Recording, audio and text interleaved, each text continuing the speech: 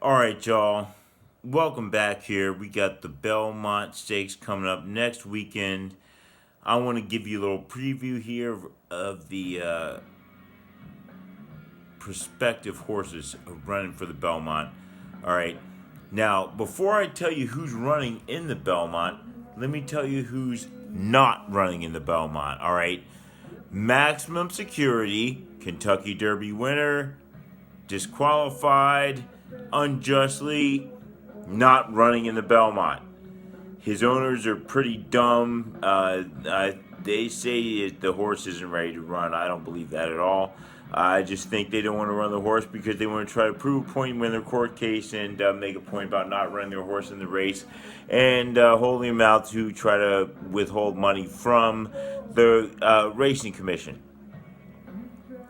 However, next, not running in the Belmont, Country House. Country House, the winner awarded the win for the Kentucky Derby by running second in the Kentucky Derby, not running in the Belmont. All right, next, Code of Honor. Code of Honor, third in the Kentucky Derby, legitimate third in the Kentucky Derby, however, not running in the Belmont.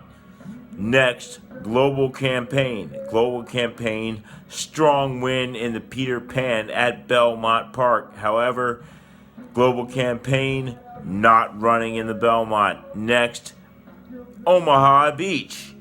We kind of forgot about Omaha Beach. Omaha Beach was the Kentucky Derby favorite before the disqualification and all the other controversy. However, he's still not going to be back. We pretty much figured that, but he's not going to be back. So Omaha Beach not running in the Belmont. So who is running in the Belmont? Well, here's who we got. The favorite they got is Tacitus. Now, Tacitus ran fourth in the Kentucky Derby. Jose Ortiz aboard him. He's going to be back aboard him most likely again coming into the Belmont.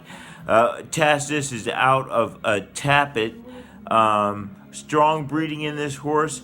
He's definitely going to be a contender in this one, but the pace and the weather, of course, as always, is going to have a lot to do with that. Next, we've got War of Will. War of Will, 2-1, coming out of the Preakness. I don't know really why he's 2-1 when Tacitus is an 11-8 favorite. That's probably going to change. I don't think Tacitus is going to stay that strong of a favorite. When War of Will is a Preakness winner, coming back, one of the only horses to run in the Preakness, Belmont, and Kentucky Derby. In this one, I think, yes, he's actually the only one to run in all three races. So War of Will is back. If he gets this win, that's going to make War of Will a very strong contender for Horse of the Year, with a win in the Preakness and the Belmont, and running seventh in the Kentucky Derby with a claim of foul on Maximum Security. So he's back again, same jockey, Tyler Kefalion, 2-1 right now on War of Will. Next, we got Master Fencer. Master Fencer, the Japanese horse that shouldn't be in here, likes to run from off the pace. They're bringing him back for the Belmont. He's 10-1 right now. Probably going to have Julian Lepereau aboard. I don't really like Master Fencer to do anything, but hey, if the pace is screwy, he's going to have the right strategy to win this long distance race at 1.5 miles. Now remember, this is much longer than the Preakness and the Kentucky Derby, another 2 furlongs longer than the Kentucky Derby. So Master Fencer, the closer, is going to be back out here again. So we'll see what he can do. Next, Everfast. Everfast ran a very impressive race in the Preakness. He surprised me. All right. The main thing I think that changed his performance in that race was the fact that they switched jockeys on Everfast. Now, Everfast came up with Joel Rosario riding him in the Preakness. Ran second. Dale Romans is trading him. He's got great breeding. AP Indy is his grandfather on his father's side out of Take Charge Indy. He's got Awesome Again on the other side, too. He's got great breeding to win this race. However, they're switching the jockey on him. So we don't know who's going to be riding Everfast, but Rosario is not going to be riding him for this race. Most likely, it looks like he's going to go with Sir Winston, but who knows? Maybe he'll go with Everfast in the long run. It's not official just yet. Next, we've got Intrepid Hart. Now, Intrepid Hart, you got to keep an eye on horses like this one. Why? Because you got Johnny Velasquez aboard, and he's a Todd Pletcher horse. He's out at Tapit, who's out of Pulpit. His mother's father's a Touch Gold. Great breeding for this race out of Intrepid Hart. So it's a Pletcher Velasquez combo. Got to keep an eye on him at 14-1, definitely.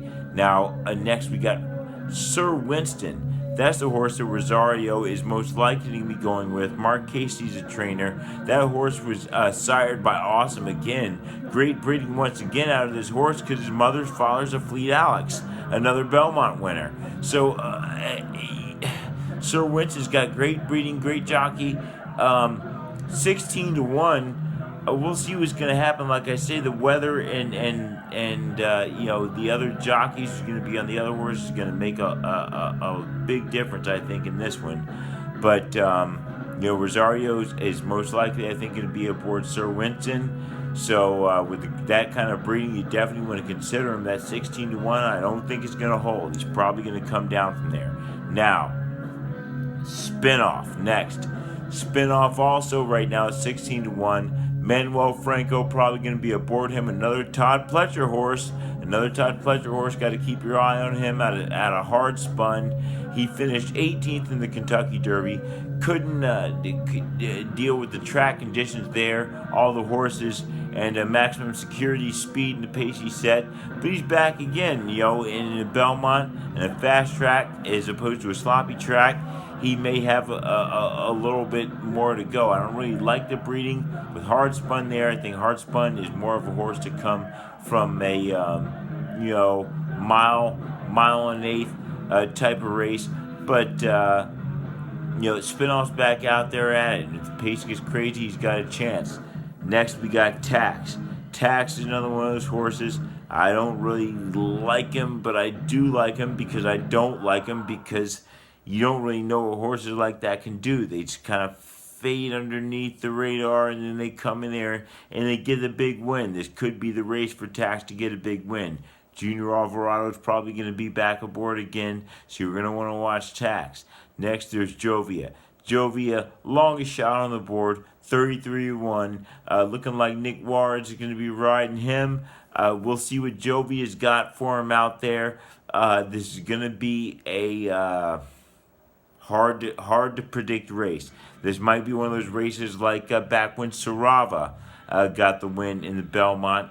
Belmont 6 is always got a little bit difficulty to predict because they're going a mile and a half for the first time in their careers for all of these horses because there's only 3-year-olds aboard.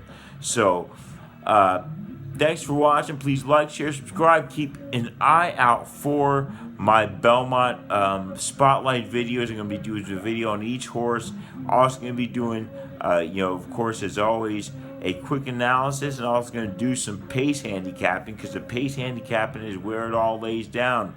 You got to look at the weather, got to look at the track and the conditions of the track, and you got to figure out the pace, and that's who's going to give you the winner. So tune back in. Please like, share, subscribe. As I said, thank you for watching. I'll see you for the next one.